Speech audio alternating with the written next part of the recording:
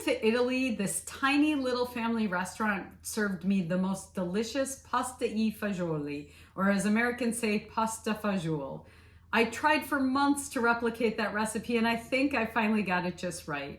This pasta e fagioli recipe is warming, so tasty. Your whole family's gonna love it, and it can be whipped up in just a matter of minutes. Welcome to Kat's Vegan Kitchen. Let's get started.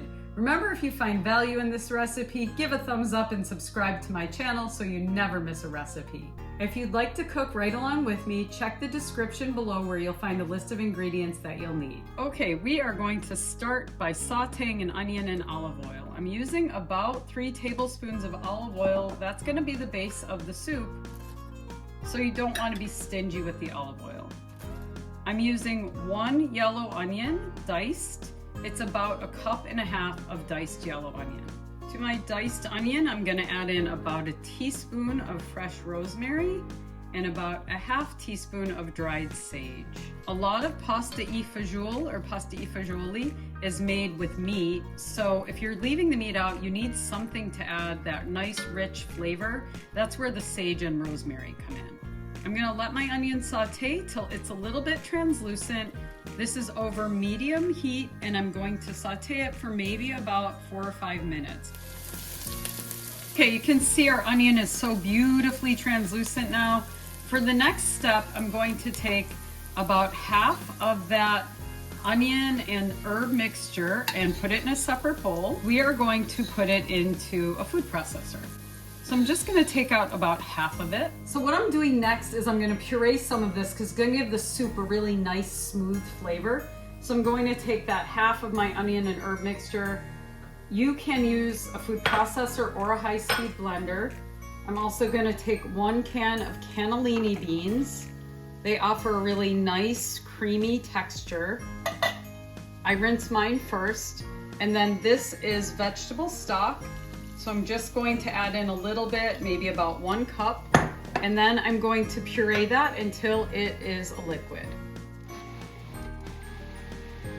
I'm going to come back to my pan. I'm going to add in a little bit of tomato paste. This is maybe about 2 tablespoons of tomato paste. I'm gonna mix that in with my sauteed veggies really well. This gives a really nice, deep, rich tomato flavor. Some people will use crushed tomatoes. I like tomato paste better. Now I'm going to take my pureed liquid and I'm going to pour it into my soup pan. Give it a stir. Make sure everything is nice and combined. And I'm going to let that mix for just a minute or 2 so the tomato can get nice and mixed in. Okay, once that's nice and mixed together, I'm going to add in the rest of my ingredients. Going to add in another can of cannellini beans. Okay, this is super important. I'm going to add in a can of butter beans. These are actually lima beans, but they also call them butter beans. I got the gigante kind, which are the bigger kind. You can add in the regular size or the gigante kind, but I just feel like they give the soup such a nice flavor. If you can't find butter beans or lima beans, you could substitute maybe garbanzo beans or another can of cannellini beans. But again, I feel like it gives it a really nice flavor. Based on whose recipe you're following, this next step is going to vary a little. I'm going to add in 2 to 3 cups of a small, already cooked pasta. I'm using ditalini, but any small pasta will work. You can use small shells, or I've used orecchiette before. Both are really nice. I'm going to add my cooked pasta in. Some people will cook the pasta right in with the soup.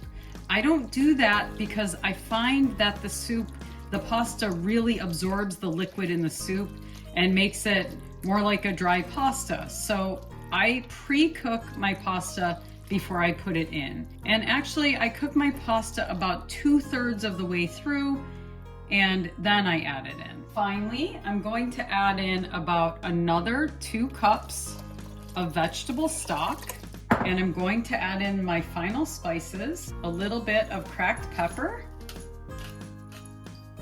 and about a teaspoon of salt. Now that sounds like a lot of salt, but this recipe has such few ingredients and spices, the salt is going to play a big part in the flavor profile.